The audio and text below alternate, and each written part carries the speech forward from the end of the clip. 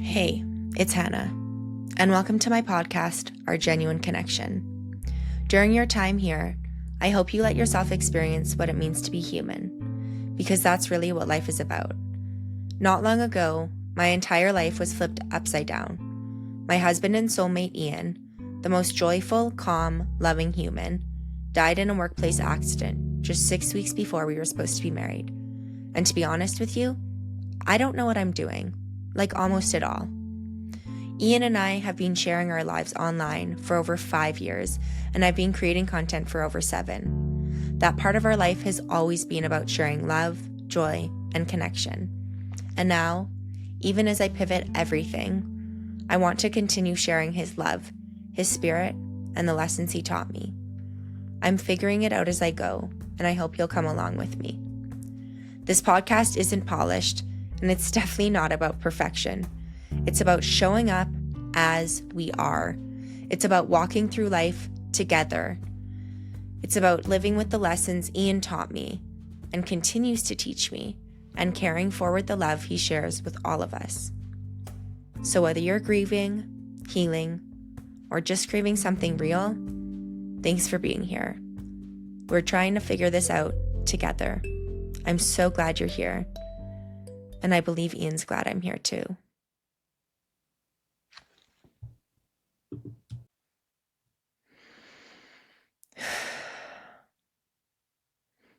Hi, lovies.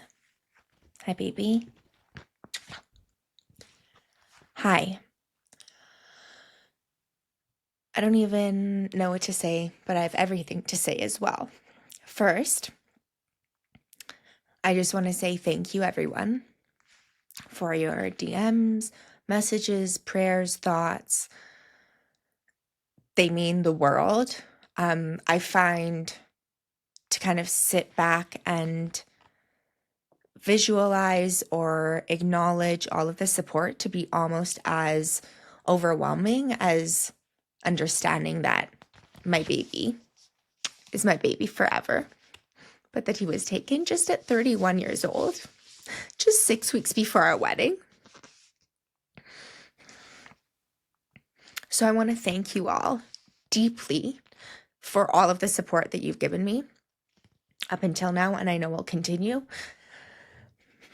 I deeply thank you for seeing Ian and our love, and for being open, just for being open to it before Ian passed and after and forever, because there are lessons that Ian taught us all that we will all live with forever, and that's incredible.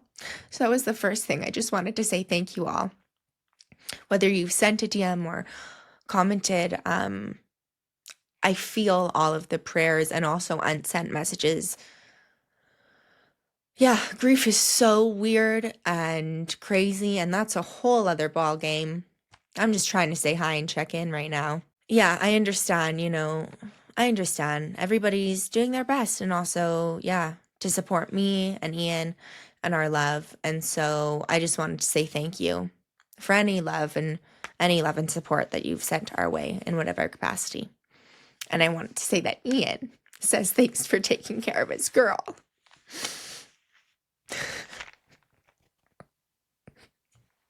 I can do this. We can do hard things. I'm already doing it. I got this, moment to moment. So, he really says thank you. And I want to also say thank you to my baby for being the most incredible human to so many people, and for being the most safe, loving, silly, fun, ridiculous, weird, uniquely beautiful place for me, baby. Thank you so much. Almost 7 years together. After meeting in high school, going out a little bit, then not talking for 7 to 9 years, however long that was, and then Ian messaged me on Instagram. And then we worked at our relationship and communication and so many beautiful, valuable things in a relationship. And I have pictures that I take with me. And this is one of them. And it's a picture of me kissing Ian's cheek, and it was in front of his saltwater tank, and so it's a purple light, and purple is his favorite color, if you can't tell. And all of the frames are purple behind me. And this picture just, it's pure joy and bliss, and I like to remind myself and everyone that horrible that this happened. And I have to be intentional about remembering that he felt no pain and that we get through this. And he's always here. Always here.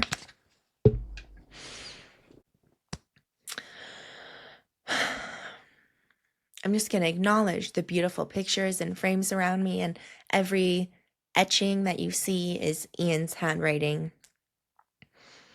etched in from his love notes that are so incredible and so important. And I get to share them all with you forever. And I'll get one tattooed on me, and I have them around me right now.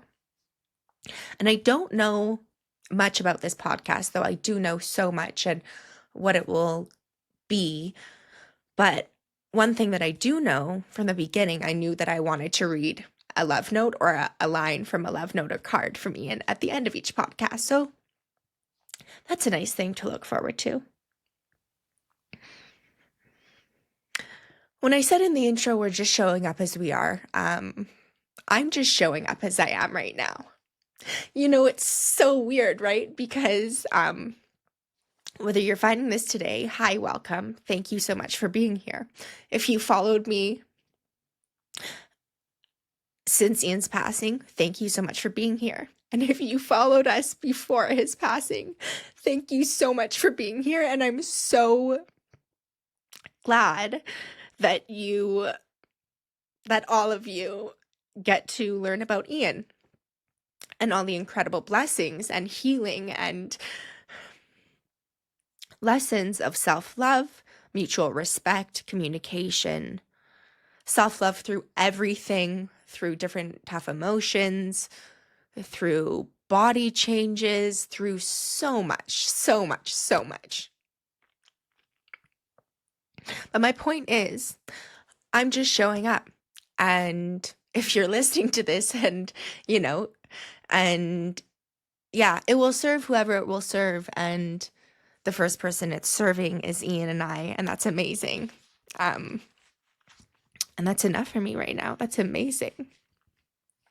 But I'm just showing up, and I hope that you are able to show up wherever today and in your life and be authentically you.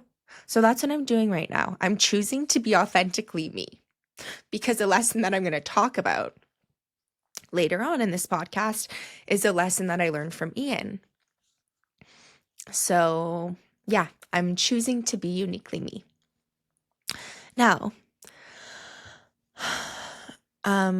people have asked me what happened, and it was a workplace accident 11 weeks and 2 days ago on July 17th, the worst day of my life, when I lost my baby in the physical world. Really hard. And it was 6 weeks before our wedding. So if you followed us for a while, you knew that our wedding was coming up, and we would ask for your opinions, and we were so excited. Ian was so excited. Ian was so excited for our wedding, and it's just awesome. Just awesome. And he was so excited. We were so excited. Oh my gosh, we would talk about it all the time, and so excited. I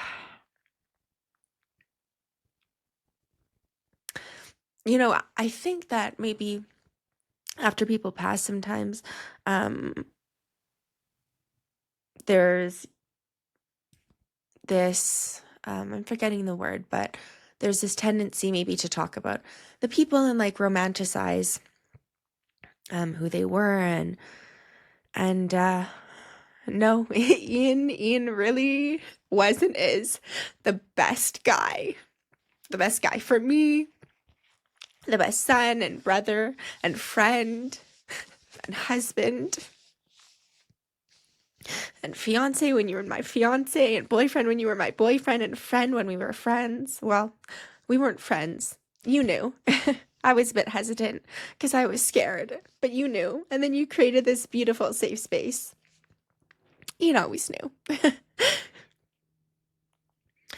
So, yeah, the not having any sort of preparation is really difficult, and it's really hard for my brain because, and all of our brains, because there was no preparation. And when it first happened, like it still just first happened, but when, I don't know, however long after, I kept saying to myself, I think our brains go to like, okay, but at least it wasn't, or at least it wasn't, or at least it wasn't, right? To try and make ourselves feel better in a way, or, yeah, I think just like goes to those places, at least mine did. And one of the first things that I thought was, well, at least it wasn't cancer. And, it wasn't 2 years of like this grueling thing that then, gave me a stress disorder and a stress disorder, and that it impacted our relationship so much because so much of our relationship was being present and actively choosing not to worry in ways about the future that would affect us negatively now, but instead to work and love and feel and be aligned and, yeah, look forward. And like I mentioned before, work together and separately and together. And I've kind of lost my train of thought, but the point was in the beginning was that my brain kept trying to make sense of, well, at least it wasn't, at least it wasn't, at least it wasn't, at least it wasn't, right? Because it's like, but how is it this? How is it this? And then I feel like slowly but surely, but actually not at all, because if anything grief has taught me so far, it's that I have no clue where I'm going to be in a second. We're second to second here. We got to back it up. We're not day to day. People say, how's your day? Or just take it day by day. No, we're still moment to moment, second to second, less millisecond to second, more moment to moment, but we're not day to day yet. We are not day to day. And I don't know when I'll be day to day.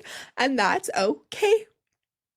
That's okay. We're showing up today as we are.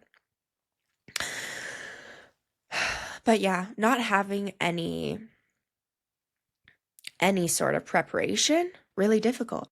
So if you are anyone listening, especially a widow, and it feels like,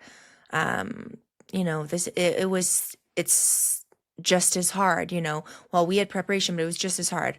Please hear me and trust that I say, this is not, and I don't think at all about any sort of competition. I hear whoever's listening. I hear and I validate you in whatever pain or joy or both. I hope it's both, if it is pain, that you're in right now. So I went to bed with Ian on the night of Wednesday, July 16th, and woke up on the Thursday thinking everything was fine. And it was at that moment. And then I got a call at around 3:30. So grief is so weird, right? But Ian was killed in a workplace accident 11 weeks ago in 2 days, 6 weeks before our wedding. And there was no sort of preparation. And Ian was so excited for our wedding. He was so excited to get married. And it was cool because in the beginning,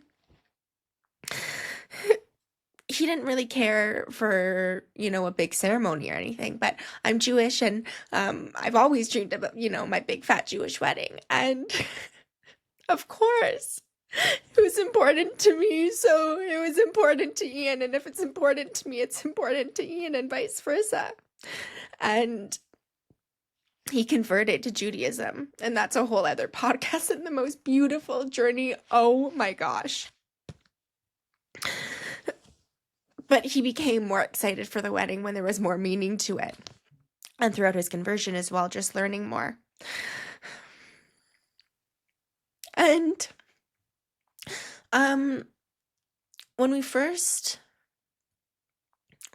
passed, my brain went to, oh, but I'm so glad that he didn't have cancer, or that it wasn't, a sickness. That would have totally given us a stress disorder.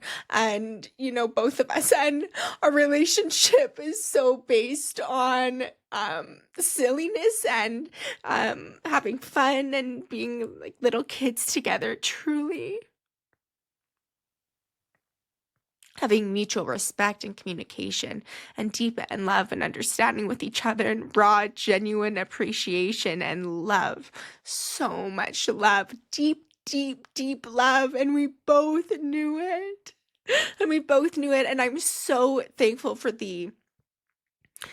how we handled our relationship, because there was so much intention. First 5 years were tough in a lot of ways. Last 2 years were, oh my gosh, filled with so much mutual respect and communication. And again, that's a whole other podcast, but yeah, I think just that my brain just went back to, oh, well, at least it wasn't this, at least it wasn't this, at least it wasn't this. And then as the shock wears off, and though my therapist told me the shock wears off for most people 6 to 12 months, so I still got time to go, which I'm thankful for, but also terrified. But I can do hard things. But once the shock wears off, then I actually feel like I wish that he had had cancer or had been sick or something, so that we could have just talked about it. So, yeah. But then, it's the same second. It's like, no, Han, thank God that he didn't, because he was in pure, total bliss. Pure, total bliss up until it happened. And now he's in pure, total bliss again. And with me and all of us still. So anyway. Yeah, just wanted to explain, just touch very lightly on what happened, because people have asked me and I've seen comments. Yeah, I would never, ever wish this upon my worst enemy. But boy, is it hard.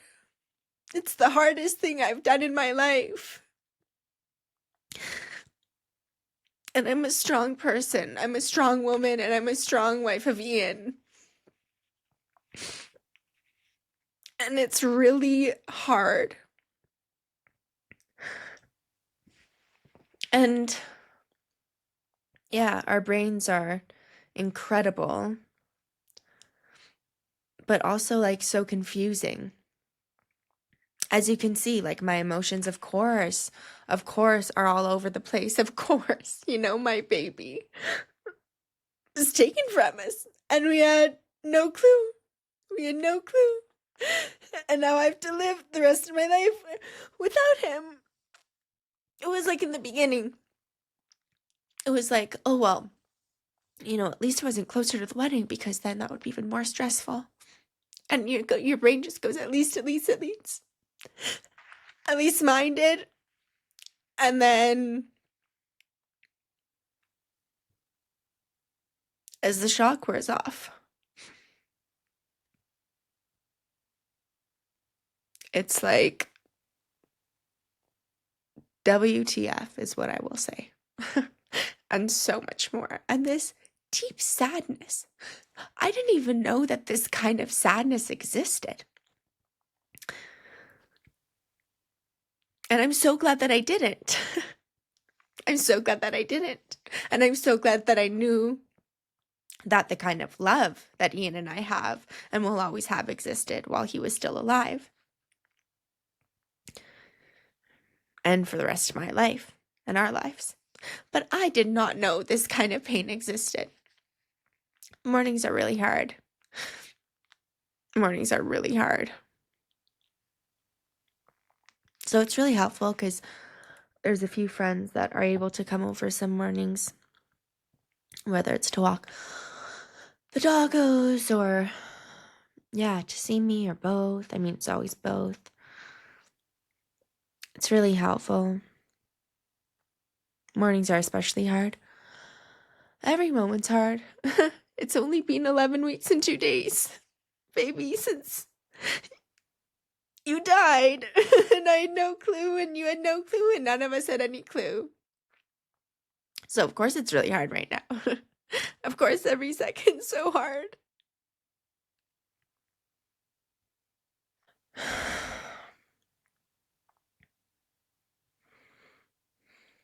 I want to tell you about a term that my friend offered, and I've used it ever since, and it fits really well, and it's something that I'm able to visualize. So I hope that if you're going through something and you need this, that you're able to visualize it too, if that brings you comfort.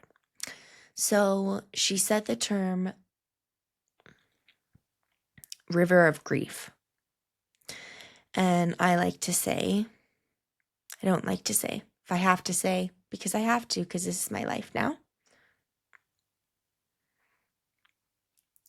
that I'm riding the river. So riding the river of grief. So I visualize myself floating down a river, okay? And I'm just letting the water take me, letting my baby steer the boat.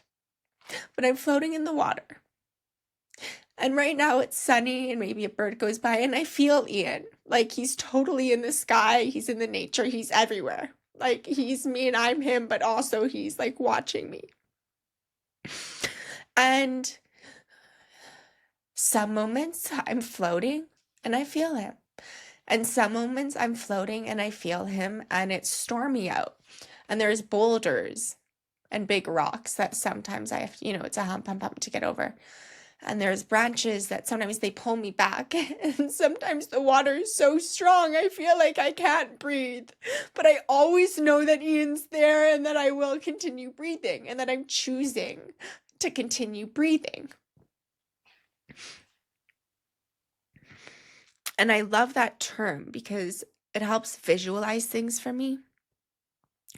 And it's kind of been like this ongoing grief process, right? Because we don't get over grief. We learn to live with grief.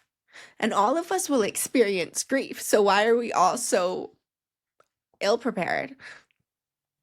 And so many are so weird with it, weird around it.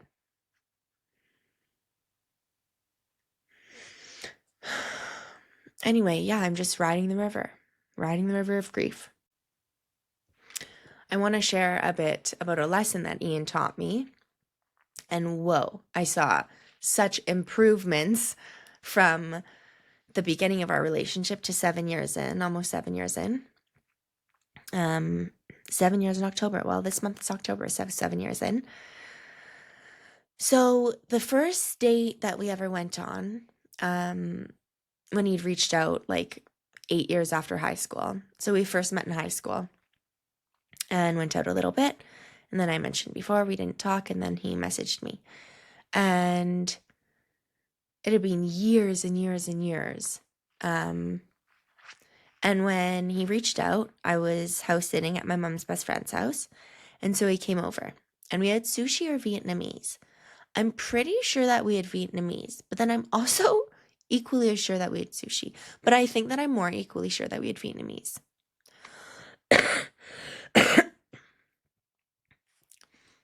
And I remember sitting and lying on the couch for hours and talking about life and so many things. And like he stayed for a long time.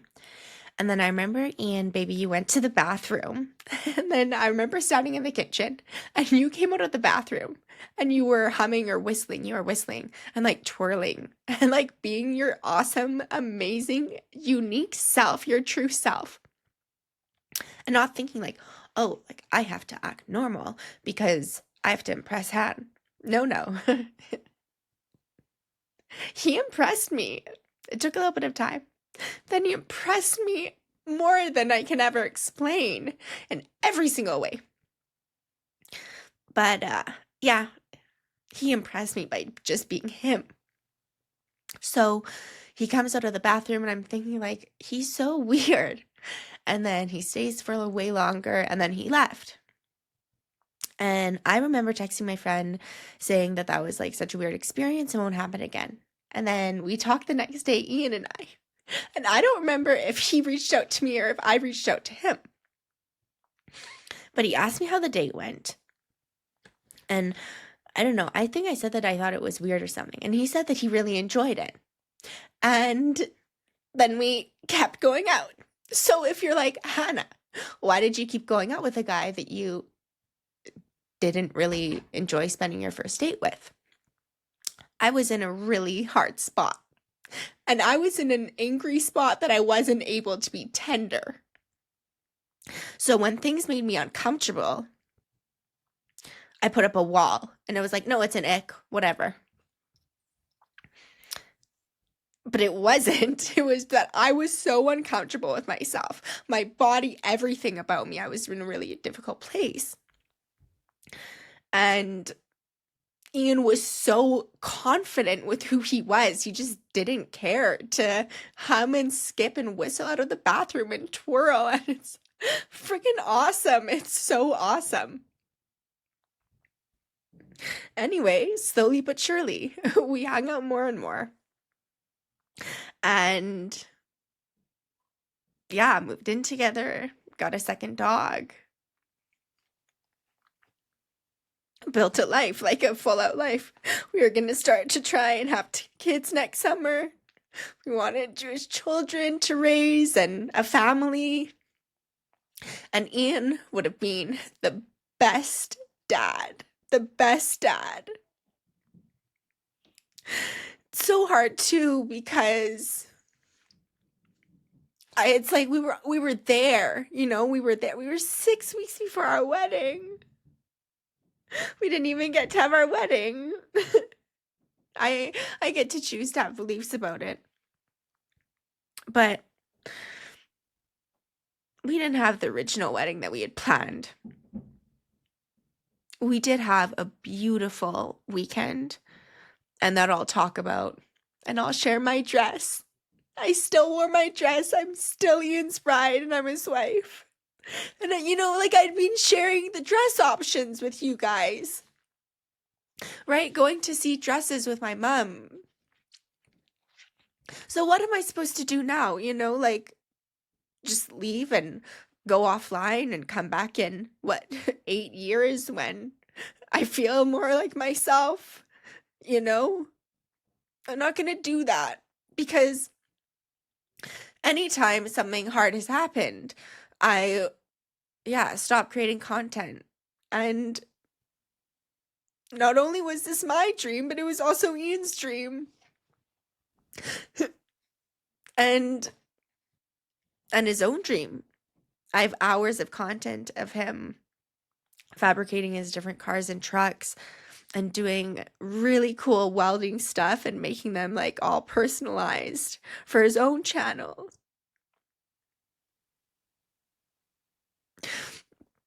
So yeah, I don't know how this will be interpreted or taken. Yeah.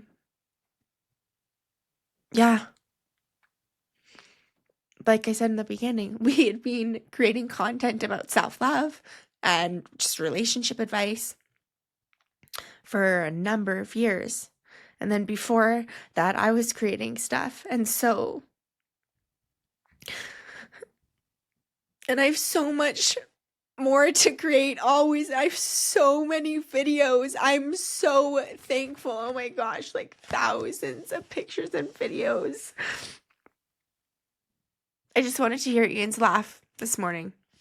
So I looked on my phone, Ian laugh, and it took me to a video of Ian laughing. I'm so lucky. I'm so lucky. I'm so lucky. Thank you, baby. Thank you, baby. Thank you. Thank you, Ian, for living so intentionally and letting me be silly and annoying with my phone. Even though I know you love it. You loved it. It was so fun creating content together. I love him so much. So much.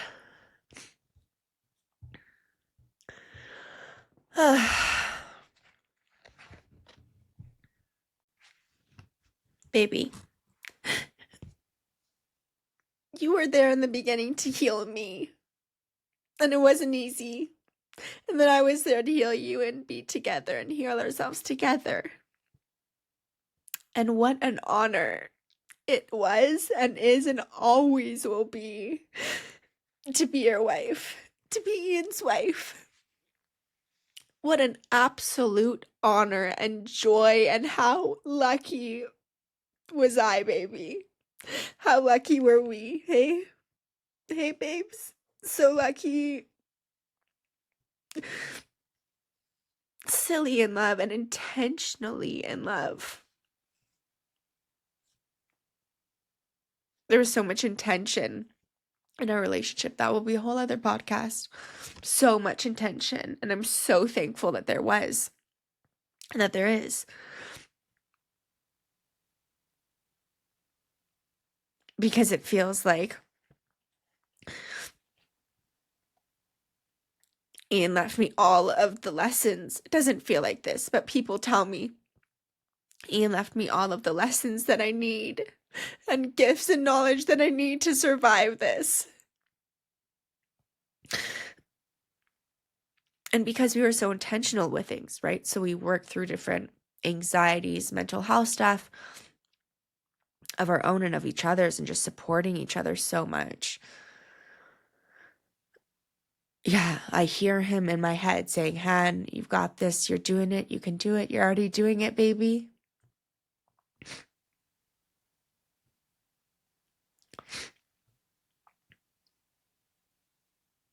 And it's still so hard.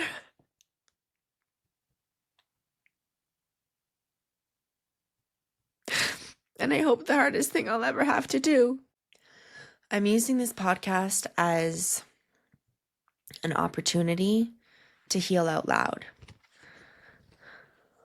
When I first started my Instagram and other social media, I told myself that it's like a journal. And if it helps one person and that one person is even me, then it's amazing. So here we are again. Far harder. Oh my gosh, so much harder. But I can do this. We can do this. And I'm just showing up. I'm showing up. And showing up does a lot. Showing up got me out of the house today, wearing an outfit, brushing my hair, washing my face and my teeth, and putting our shared lip stuff on.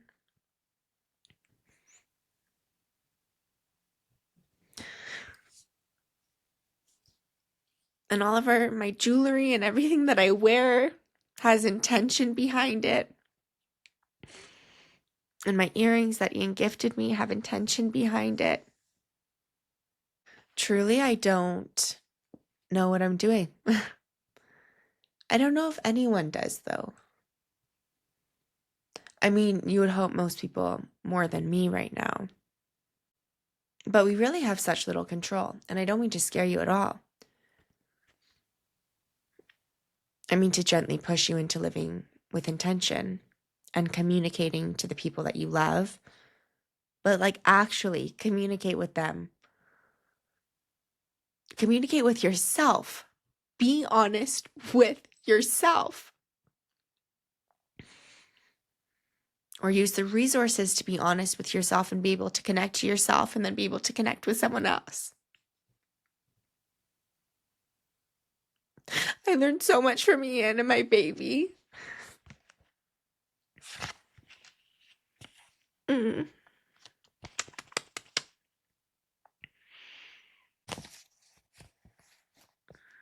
So I carry a stack of 3 different frames with me of Ian and I. And this one has his part of his love note, and it says, "Here's to us, baby."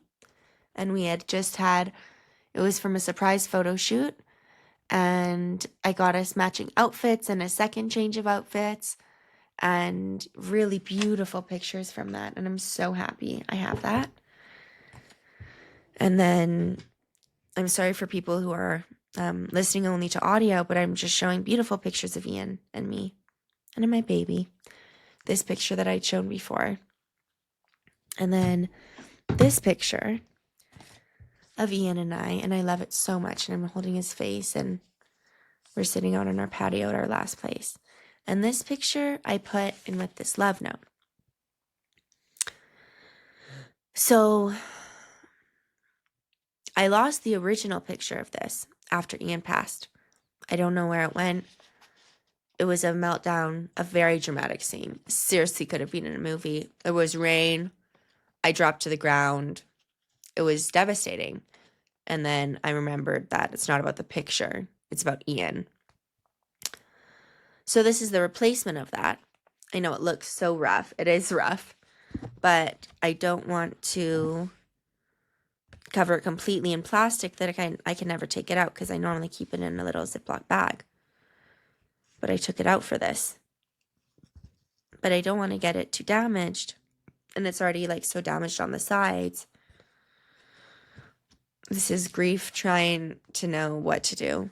But I always keep a love note of Ian's in it. Love notes were a huge and are a huge part of our relationship. And I asked Ian to start writing me them years ago.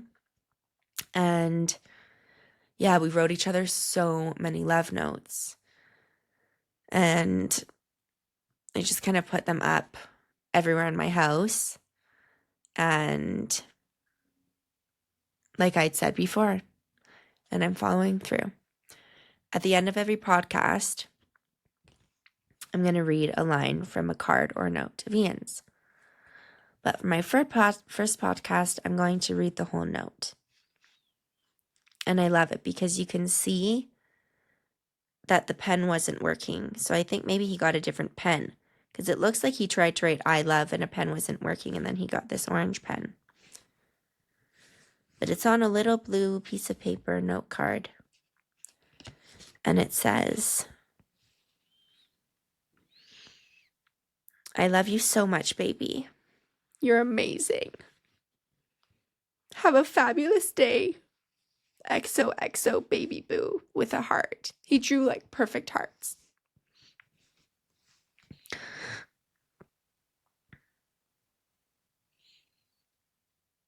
So with that, we are going to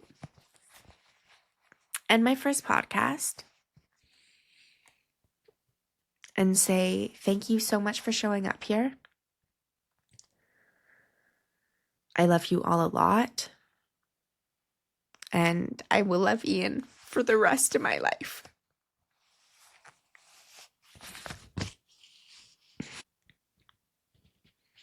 Thank you all so much. And thank you, Ian.